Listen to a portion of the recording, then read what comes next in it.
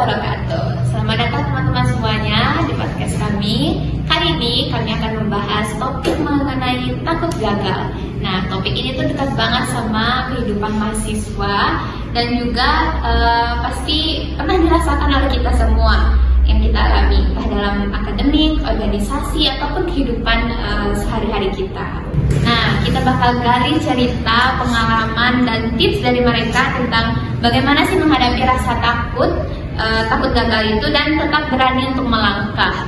Nah, semoga obrolan kita hari ini bisa menjadi motivasi buat teman-teman semua yang menyaksikannya, bagi yang merasa ragu dan takut untuk mencoba hal baru. Baik, tanpa berlama-lama, langsung saja kita sambut tamu hebat kita hari ini.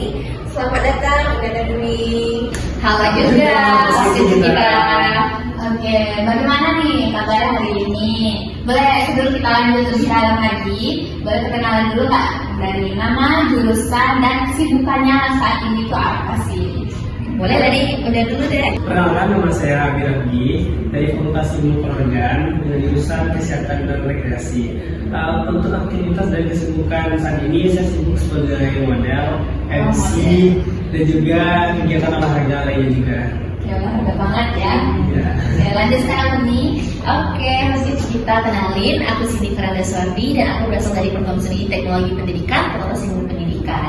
Dan kesibukan aku akhir-akhir ini adalah karena baru saja mendapatkan top 5 rute informasi kampus Universitas Padang. Lalu setelah itu beberapa hari kemarin aku diamanahkan menjadi juri dalam acara lomba mewarnai, karena walaupun aku berasal dari program studi ilmu pendidikan, tapi aku juga sangat menyukai dunia seni dan juga aktif di moderator ataupun host di berbagai acara yang diadakan oleh di teknologi pendidikan maupun di organisasi. Wah, Masya Allah banget ya perkembangan hari ini, aktivitasnya sangat padat banget ya. Oke, dari Uda Abi. Nah, di sini kita juga punya daftar prestasinya yang luar biasa banget. Yang pertama, Uda Abi ini juara 1 NSQ Kabupaten Tanah Datar 2023. Dan yang kedua, juara 1 lari nomor 5.000 meter Pomda atau Kejerprof 2025. Yang ketiga, sebagai Mister Intelijensia Sumbar 2025. Yang keempat, Duta Desa Wisata Kabupaten Tanah Datar 2025. Yang kelima, Duta Informasi Kampus WP 2025. Nah, selanjutnya dari Uni kita, boleh bacakan dari? Boleh, dari Uni sini kita, yakni prestasi yang cukup membanggakan ya bagi Uni, yakni yang pertama yakni sebagai Duta Informasi Kampus Universitas Negeri Padang tahun 2025 dan penerimaan program mahasiswa wirausaha 2025, juara 1 lomba desain poster yang diselenggarakan oleh Universitas Diponegoro, kemudian artis atau seniman lukisan di Homestay Exhibition 2025, dan yang terakhir sebagai awardee beasiswa I'm Foundation 2025. Wah, cukup bagus ya prestasi dari misi kita. Nah, kalian ini kan sekarang Duta Informasi Kampus nih. Nah, sebelum di titik ini, bagaimana sih proses kalian bisa sampai pada saat ini? Mungkin terima kasih atas kesempatan yang telah diberikan. Jika membahas mengenai pencapaian hingga titik ini, tentunya itu bukan proses yang mudah dan juga instan. Jujur sebelum sampai di tahap ini pun saya harus melewati tahap-tahapan yang bisa dibilang kayak kita harus melawan ini, apalagi kita yang udah nyaman nih di zona kita sendiri kan, zona nyaman. Apalagi yang sekarang kan kayak ngapain sih ngelakuin itu, ngapain sih ngelakuin ini. Tapi di satu sisi saya mikir ke depannya kayak jangka panjang. Saya suka belajar hal-hal baru dan juga berani dan berbeda. Di lain sisi, kenapa saya bisa sampai di titik ini? Karena tahap-tahapan itu saya belajar, walaupun hanya sekecil apapun itu adalah ilmu yang harus kita serap. Terus juga itu bakal bermanfaat juga kita ke depannya. Terus langkah-langkahnya itu kita harus menghargai waktu yang telah berjalan dan juga kita harus memikirkan apa sih dampaknya ke depan buat kita, terus gunanya kita juga apa. Jadi kayak sebelum kita memikirkan apa tujuan kita harus tahu dulu apa sih langkah yang harus kita lakukan. Dan kalau sampai di titik ini, jujur ini perjuangan yang bisa dibilang agak ekstrim juga, apalagi dengan basic saya olahraga, berkecimpung dalam dunia public speaking, relationship, ya kayak itu sebuah tantangan yang bikin kayak adrenalin itu kayak wah ini nggak nih, masa kita orang bisa kita nggak bisa, itu yang jadi motivasi. Mungkin itu aja sih sebenarnya. Berarti buat Bunda itu berani mencoba itu ada yang penting banget ya, biar bisa keluar juga dari zona nyaman kita gitu untuk mencoba hal baru. Ya, benar. Selanjutnya boleh ceritakan pengalamannya. Apa ya, baik berbicara tentang sebuah kegagalan ya, kata kita. Tentunya untuk sampai ke titik saat ini jalannya tersebut tidaklah mudah, banyak sekali lika-liku, banyak sekali rintangan yang saya dapatkan, yang saya perjuangkan hingga sampai ke titik ini. Karena waktu dulu itu saya beranggapan bahwasanya keberhasilan itu tidak ditakdirkan untuk saya. Saya sempat memikirkan seperti itu karena saking banyaknya kegagalan yang saya dapatkan di masa lalu gitu. Kayak apakah kegagalan itu tidak ditakdirkan ya untuk saya gitu? Apakah saya tidak berhak untuk menang? Terpikirlah di benak saya pada saat itu. Ini terjadi waktu saya sekolah SMA. Saya menandakan bahwasanya masa SMA itu adalah masa kegagalan. Namun pada akhirnya sebuah cahaya harapan muncul saat saya terpilih menjadi siswa eligible. Saya rasa itu adalah titik awal, titik baru bagi saya agar saya bisa memperjuangkan kembali mimpi saya, agar saya bisa mendapatkan kembali mimpi yang sempat pernah terpendam oleh saya waktu itu. Dan waktu itulah saya mengenal satu buku yang bernama Quranic Law of Action, bagaimana hukum tarik menarik hukum itu berkembang di negara bagian barat dan terbukti mengantarkan orang di sana itu ke kesuksesan di negeri mereka itu. Namun buku Quranic Law of Action ini itu menjelaskan tentang bagaimana Al-Quran menjadi pedoman kita untuk tidak hanya mencapai keberhasilan di dunia, tapi juga untuk mencapai keberhasilan di akhirat. Dan waktu itu kenapa saya sangat mengatakan bahwasanya buku ini itu sangat berpengaruh terhadap diri saya, karena buku inilah yang mengubah mindset saya yang dahulunya saya itu takut akan kegagalan gitu. Karena ketika saya ingin mencoba sesuatu, saya memikirkan dampak terburuk gitu, kayak gimana kalau gagal gitu. Namun ketika saya menemukan buku ini, saya beralih, gimana kalau saya menang. Jadi pada saat saya mengenal konsep law of action itu, konsep law of action itu mengatakan ketika kita berpikir positif, maka hal positif akan kita dapatkan. Dan sebaliknya ketika kita berpikir negatif, maka hal negatif akan kita dapatkan. Wah, Masya Allah banget ya, prestasi mereka benar-benar menginspirasi kita semuanya yang ada di sini. Dan terlihat mereka sudah banyak mencoba hal baru, gitu. Tapi mereka berani keluar dari rasa takut itu dan mencoba hal baru lainnya. Oke, kita udah dengerin banyak banget pengalaman dari mereka nih ya. Dan sekarang aku mau nanya nih, Unda dan Uni, ada nggak sih pengalaman kegagalan kalian yang awalnya terasa berat buat kalian, tapi itu justru jadi titik balik buat diri kalian? Mungkin bisa langsung dijawab. Ini adalah salah satu pengalaman yang menurut aku benar-benar membekas sih, dan itu yang nggak akan pernah aku lupakan juga. Pengalamannya itu adalah ketika aku mendaftar menjadi Uni Fakultas Ilmu Pendidikan, dan pada saat itu aku merasa aku percaya diri aku akan lolos pada waktu itu, karena secara pada waktu itu aku merasa aku aktif menjadi mahasiswa baru dan aku aktif mengikuti kegiatan-kegiatan lain, dan aku rasa pada saat itu aku akan menang gitu menjadi Uni Fakultas Ilmu Pendidikan gitu kan. Intinya pada saat itu aku merasa sedih banget. Ternyata aku tidak lolos pada saat pemilihan Uni Fakultas Ilmu Pendidikan pada waktu itu. Titik tersedihnya itu adalah saat bukannya aku meragukan teman yang terpilih, tapi aku merasa bahwasanya usaha yang ku jalankan pada saat itu, usaha yang sudah kulakukan saat itu kayak nggak berarti apa-apa gitu. Kayak temanku yang tidak punya prestasi aja dia bisa lolos di FIP itu, sedangkan aku yang udah benar mendapatkan prestasi nasional itu gak lolos gitu. Pada saat itu aku merasa sedih banget sih waktu itu, kayak kenapa, gimana sih pemilihan Uni ini gitu, gimana sih evaluasi dari mereka gitu kan. Namun hal ini menjadi titik balik bagi aku, karena setelah aku gagal di Uni Fakultas Ilmu Pendidikan tuh aku bertekad bahwasanya oke, nggak apa-apa aku lolos di Uni Fakultas Ilmu Pendidikan, aku akan coba di Duta Informasi Kampus gitu. Namun pada saat itu kayak mustahil rasanya, sangat mustahil rasanya aku rasa aku akan lolos di Duta Informasi Kampus, karena secara waktu itu aku mikir aku aja nggak lolos di Udemy, bagaimana aku mau lolos di Duta Informasi Kampus. Sampai aku terpikir waktu itu kayaknya nggak mungkin lah, kayaknya aku nggak bakal lolos lagi di Duta Informasi Kampus, karena kayak aku jadi melakukan diri aku, karena aku aja nggak lolos di Udemy gitu, mau apa berharap lolos di Udemy di Duta Informasi Kampus gitu. Benar. Namun pada saat itu aku mencoba mencari lingkungan positif, karena menurut aku hal yang sangat mendorong kita untuk melakukan motivasi kita untuk memilih sesuatu itu adalah lingkungan kita gitu. Karena orang-orang sekitar kita lah yang akan mensupport dan mendukung kita untuk agar kita bisa memilih ini gitu, agar kita bisa memutuskan ini gitu. Jadi waktu itu kenapa pada akhirnya aku mematapkan ini untuk mendaftar di Duta Informasi Kampus waktu itu adalah aku mencari orang-orang yang bisa menguatkan niat aku untuk daftar di Duta Informasi Kampus waktu itu.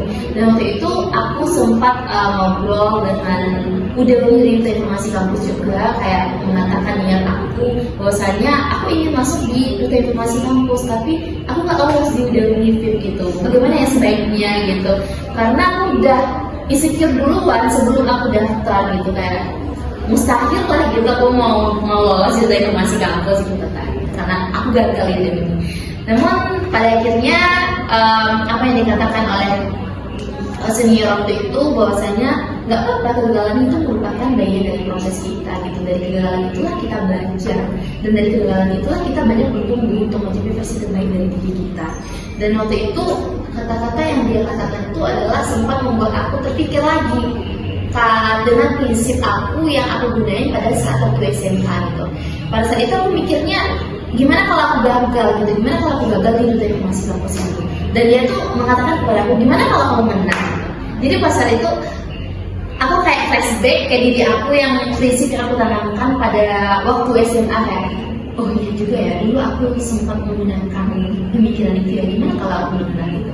Jadi pada saat aku memutuskan untuk mendaftar di Duta Informasi Kampus itu adalah aku berpikiran gimana kalau aku menang. Jadi aku gunain kembali konsep law of attraction tadi. Aku akan berpikiran positif, aku akan berpikir bahwasanya di Duta Informasi Kampus ini akan aku dapatkan gitu.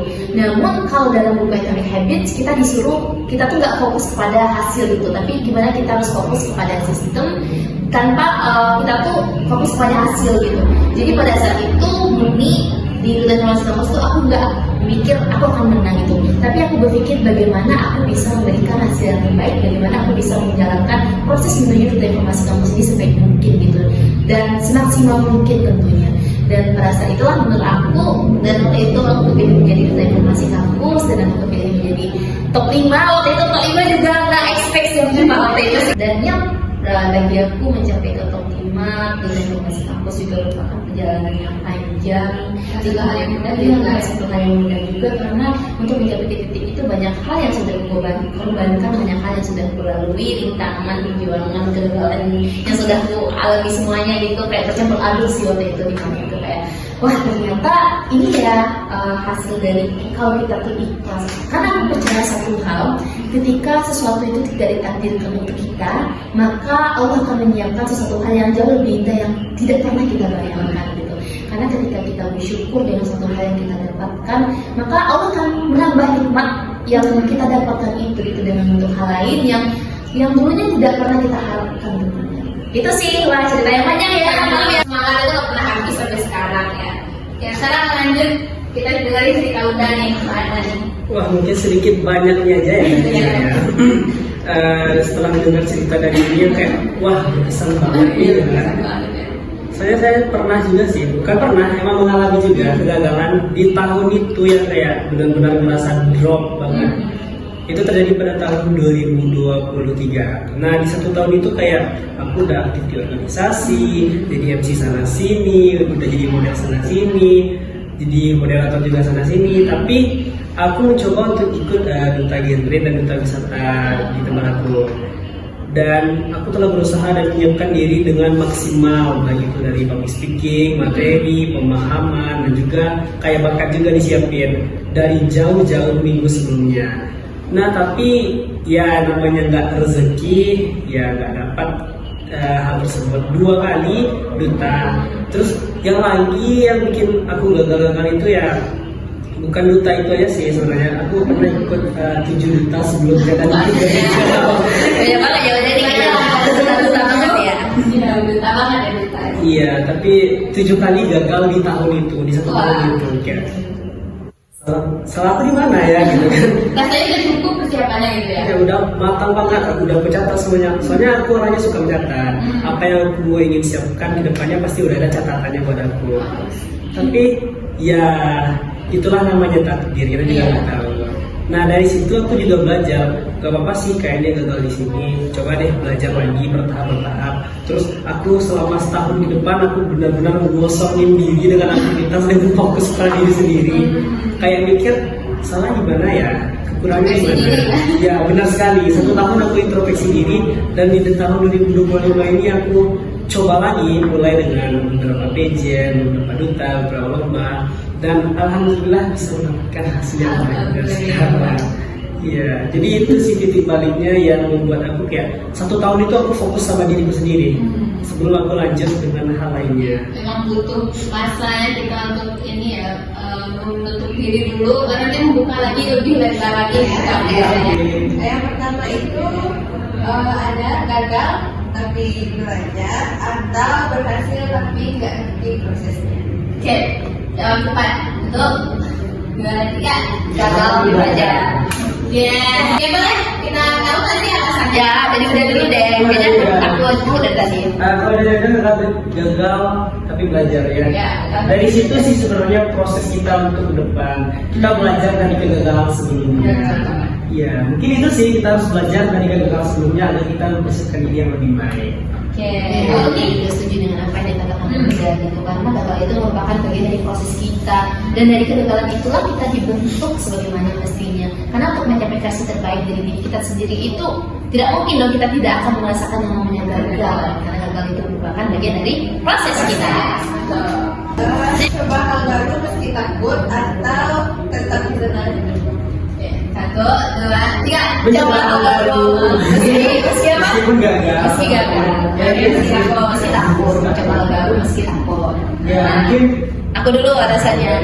Oke, kalau di aku kenapa mencoba hal baru meski takut gitu ya? Karena aku sendiri tipe anak yang sangat punya rasa ingin tahu yang tinggi gitu. Jadi aku tidak memikirkan kayaknya akan gagal deh kalau aku coba ini gitu, enggak gitu. Aku lebih mikir kayak apa sih impact yang bisa aku dapatkan dari sana gitu, apa sih insight yang bisa aku dapatkan dari sana gitu. Jadi aku lebih mikir kayak gak apa-apa, aku punya message lebih baik aku menyesal karena mencoba daripada tidak sama sekali. Gitu sih. Kadang-kadang gimana? Kalau aku ya itu kayak sedikit banyaknya sesuai dengan prinsip saya sendiri. Saya selalu juga bilang kayak selalu pengen mencoba hal baru. Nah dari situ kayak kita pengen mencoba hal baru yang belum kita ketahui. Karena dari situ kita bisa tahu kayak juga paham bahwa dunia luar itu kayak wah banyak ya, bisa tahu ini, bisa kerja ini, bisa segala hal pokoknya dari yang kita ketahui. Makanya itu ya seperti perjalanan yang mengajarkan kita untuk berani dan juga berimpact juga buat kita di masa depannya, baik di dunia kerja maupun dalam kehidupan sehari-hari. Saya juga percaya kesempatan itu tidak akan datang dua kali. Jadi ambil kesempatan besar tapi risikonya itu tinggi, atau ambil kesempatan kecil tapi Boleh jawab yang mungkin ambil tantangan yang besar atau yang besar dengan risiko yang besar. Oke, kenapa tuh? Kenapa ya? Kenapa? Karena kalau kita tidak berani mencoba belum tentu kayak wah ini kalau kita coba ini kayaknya nggak mungkin deh. Padahal kalau kita mencoba, padahal itu juga bisa jadi kesempatan juga buat kita. Apalagi kita juga bisa tahu kan, wah ini bakal kayak gini. Jadi nextnya kalau itu lagi udah tahu lah apa yang harus kita siapkan. Karena itu juga misalnya kita beruntung nih, kita bisa dapat yang itu kan lumayan loh besar impactnya pada kita. Mungkin itu sih kayaknya. Oke, coba dari aku ya. Karena aku mikir kayak ternyata dari dulu tuh aku selalu mencoba kesempatan yang besar dan selalu berisiko tinggi gitu. Karena aku berpikir kayak ketika aku mencoba sesuatu hal yang resikonya besar, itu kita menempatkan diri kita itu oh ternyata kita bersaingnya dengan level yang tinggi gitu. Kita menempatkan diri kita tuh oh ternyata kita bagusnya bersaing dengan hal yang lebih tinggi deh gitu, daripada kita bersaing dengan hal yang kayak ya senang di situ dan semua orang bisa bersaing di sana gitu. Namun hal bagusnya adalah ketika kita mau bersaing dengan sesuatu yang di atas level kita gitu. Kita ibarat menyamakan diri kita dengan yang di atas level kita gitu. Dan kemudian kita akan belajar ketika kita mengambil satu kesempatan besar yang berisiko tinggi. Dan ibaratnya kayak gini, kita tuh nanti jatuhnya tuh gak akan sejatuh itu. Kita akan jatuh di antara para bintang nantinya kalau kita memilih risiko yang besar. Kalau kita ibaratkan dengan sebuah cat lukis gitu kan, cat lukis putih gitu. Ketika kita memilih risiko yang besar, kesempatan besar dan berisiko tinggi, maka itu akan membentuk kita juga kayak sebuah cat lukis putih yang kita tetesin dengan cat merah, pasti akan mempengaruhi warna putih tersebut gitu. Pasti akan berubah warna cat warna putih tersebut. Dengan itulah saya mengibaratkan ketika kita memilih kesempatan yang besar dan walaupun risikonya besar juga, itu secara tidak langsung akan membentuk kita juga, akan membentuk siapa diri kita, akan membentuk siapa kita juga sebenarnya gitu, yang mencapai nantinya versi terbaik kita nanti. Itu sih. Oke, kita udah selesai nih dari sesi pembicaraan tadi, dan itu adalah sesi terakhir kita di podcast kita kali ini. Udah di ujung waktu ya. Oke, sebelum kita tutup nih, terima kasih banyak untuk narasumber kita hari ini yang sudah berbagi banyak hal tentang bagaimana menghadapi rasa takut gagal. Selamat baik. Sebelum kita berpisah, boleh dong kasih kata-katanya atau penyemangatnya, motivasinya buat teman-teman kita yang boleh silakan dari siapa dulu? Dari Uda dulu deh. Oke.